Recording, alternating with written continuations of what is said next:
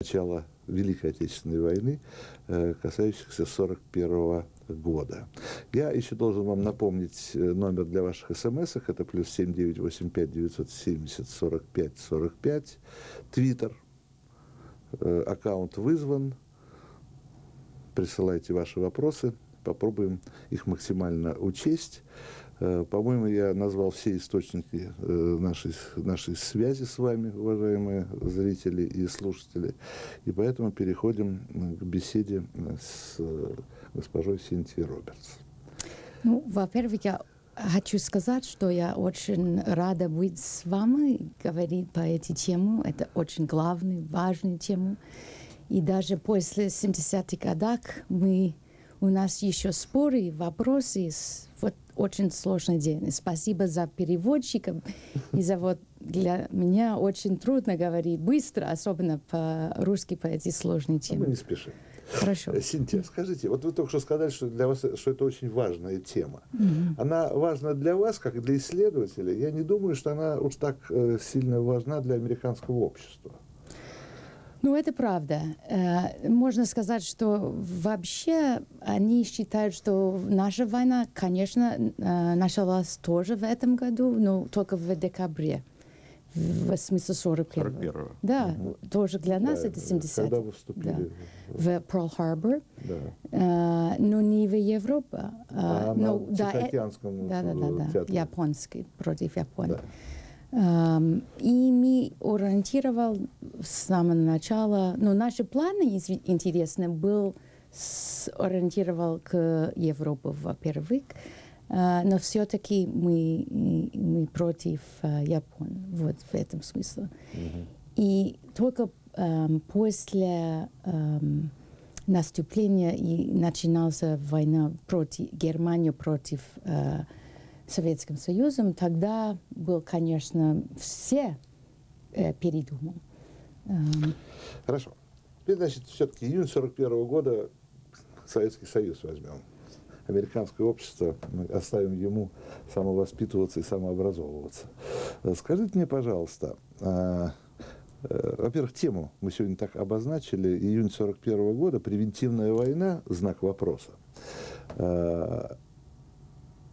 Ну, понятно, что в данном случае речь идет о том, что это превентивная война со стороны Германии, но этот вопрос можно перевернуть и в сторону Советского Союза.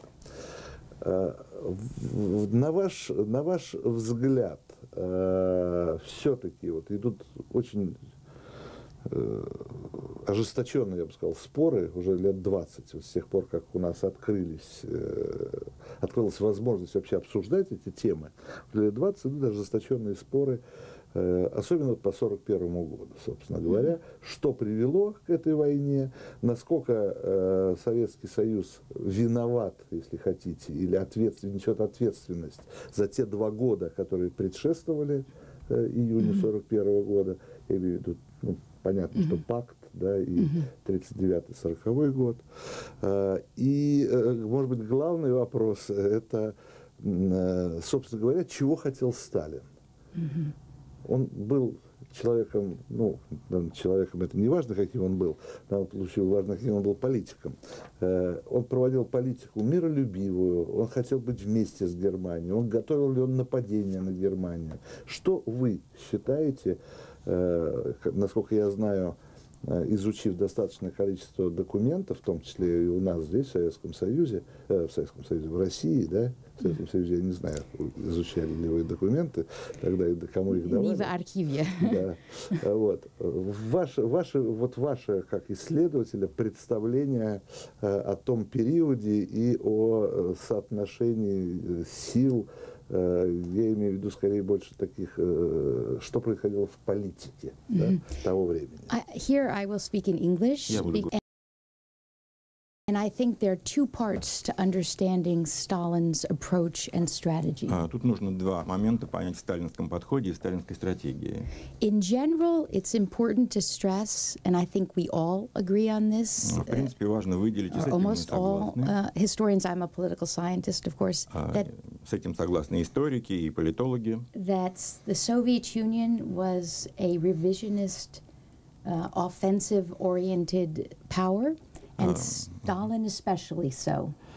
Советский Союз был сориентирован на некий ревизионизм и на наступательные действия, и это в большой степени относится к самому Сталину. And we have some important secondary documents to underscore this idea, both the ideological component and the realpolitik component. У нас есть некие вторичные документы, которые поддерживают эту идею и, так сказать, в плане идеологии, и в плане политики. For example, one of the most important was Stalin's conversations with Dimitrov, who was head of the Comintern, where he said that the war, this was after the war started, and of course the pact was both for defensive and offensive reasons for the Soviet Union, where Stalin said to Dimitrov, the war is on for the redivision of the world and for the domination of the world. Значит, есть документы, разговор Сталина с Димитровым, который тогда возглавлял Коминтерн. И это уже война уже началась, война уже шла в это время, и было сказано, что вот этот пакт, который был заключен, он имеет и оборонительную, и наступательную идею. Да. А потом можно сказать, что he said to Dimitrov that the war is on for the redivision of the world and the domination of the world. Димитрову, что нужно мир, война ведется для того, чтобы мир переразделить и занять в нем доминирующую позицию. And he said, this is an important part, that it would lead to the capitalist states having a good, hard fight and weakening each other. И в итоге капиталистические страны, в общем, основательно передерутся друг с другом и в итоге ослабят друг друга. So I would like to emphasize that a key part of Stalin's calculation, and it was a miscalculation, was that Germany would be weakened with war in the West against France and Britain. Значит, сталинский расчет, а вернее сказать просчет, сводился к тому, что Германия будет вести войну с Францией, с Великобританией, и в итоге она существенно пострадает в ходе этой войны, ослабнет. And at some point, when they were all weakened, then, and there's no documents to when this might happen, but at some point it was expected the Soviet Union would enter the war offensively to exploit the opportunities of a weakened, all of the powers being weaker. В документах не сказано, когда вот это событие могло произойти, когда эти страны, западные страны, ослабят друг друга, но вот они друг друга, значит, потребуют основательно, ослабнут, и тогда Сталин-Советский Союз вступают в войну и ведут наступательные действия. And we also Извините, против Германии в том числе. Против всех? Против всех. Чтобы Советский Союз был доминировал в Европе. Да. Так. But then Stalin's diplomacy changed, at least temporarily, in 1940, when it became clear, to his surprise, that Germany was able to conquer France in 6 weeks, and most of Europe. Но дипломатия Сталина, она, в общем-то, изменилась в 1940 году, к его большому удивлению, когда он увидел, что за 1,5 месяца Германия покорила Францию. Так быстро. So this put Soviet foreign policy temporarily, at least tactically, on the defensive. И таким образом временно Советскому Союзу пришлось занять оборонительную позицию. Politically, diplomatically, so that Stalin's priority became to avoid war until the Soviet Union could become stronger, because now the situation had changed entirely according to his calculations had been proved wrong, and this left Germany facing east to the Soviet Union, although it was still fighting against Britain. Ну и вот эта временная политика изменения, оно, так сказать, носило и политический, и дипломатический характер. Это изменение сводилось оно к тому, что Сталин решил, что сейчас нельзя Советскому Союзу участвовать в войне, нужно как-то стать сильнее или выиграть время, пока, значит, страны Запада как-то будут ослаблять друг друга, но этого не происходило, потому что Германия уже была развернута на восток. Да. Okay. То есть, извините, еще раз, чтобы уточнить, То есть такое самое сильное впечатление на Сталина, по вашему мнению, произвело поражение Франции, да? Это был шок. Это был шок. И у нас разные мемуары, где там написано. Я думаю, что он имеет концепцию война, что был не так быстро. Он не понял, как будет война в этом периоде. Вот. И он не один в этом смысле, конечно. Okay, so here is Stalin's diplomacy on the defensive in a tactical sense. И таким образом сталинская политика изменилась на оборонную в тактическом смысле слова. But meanwhile, Soviet military doctrine has from the very beginning been offensively oriented. Но при этом советская военная доктрина была с самого начала наступательная. And there are good reasons for this. The Soviet Union was a revisionist country, and ideologically it was oriented toward expansionism. But let's be honest also, it was opportunistic. There's a very strong realpolitik nature to Stalin and Soviet foreign policy. The Soviet Union didn't mindlessly expand everywhere, but it exploited opportunities.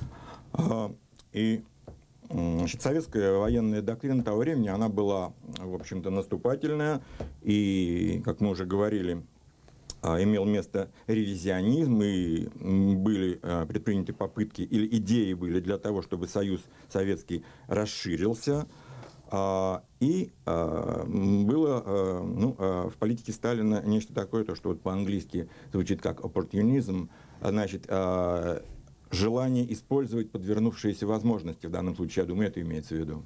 Правильно. Хорошо. Спасибо. Такой контролер переводов. Спасибо. So the problem became that if your diplomacy or your grand strategy, even if temporarily, is switching to the defensive against now the massive German army massing on the border, now we're into 1941, there's only two logical military strategies to fit such a political strategy. One is the strategy that Alexander adopted against Napoleon, a strategic defense in depth where you retreat into the vast expanse of Russia and use this depth for defense. Значит, нужно было политику поменять на оборонительную. Это произошло в 1941 году, когда немцы уже фактически были у границ Советского Союза. Что здесь можно было предпринять? Было два варианта. Первый вариант сводился к тому, что можно было использовать ту политику, которую использовал в свое время Александр в войне с Наполеоном. Это такая вот стратегия обороны, отступления вглубь страны, значит, заманивание противника вглубь страны с дальнейшим его истощением. In this period, in the interwar period, Svechin, the military theorist, was associated with this strategy, but he was discredited, and ideologically it's hard to see how the Soviet Union would have adopted such a strategy. Эта политика, в частности, одним из ее апологетов был Свечин. Был такой человек, вот он был сторонник этой стратегии, но на самом деле от этой стратегии отказались, потому что по ней речь шла вроде бы о дискредитации Советского Союза, что было невозможно. Такое глубокое отступление в тыл. Но практически так и получилось. Вот, что я написала. Действительно так. Но это не было выбор. Это не было задумано так. Да, it was not by choice, but by defeat. The ideal strategy, actually, for countering blitzkrieg is a mobile defense. Идеальная стратегия для борьбы с блицкригом — это такая мобильная оборона. And this the Soviet generals understood, but they could not implement. И советские генералы это поняли, но они не могли эту политику реализовать. Another mistake they made was to adopt a kind of cross between a linear defense and a mobile defense, and to put the vast portion of the Soviet army right on the border. Значит, они пытались организовать нечто среднее между линейной обороной и мобильной обороной, и, в общем, большие крупные военные формирования были размещены непосредственно около границ. Не было глубины никакой. Exactly. And partly this was because the borders were changing, and of course there wasn't time to develop mobile defense, but the Soviet army would never have been able to implement it in any event.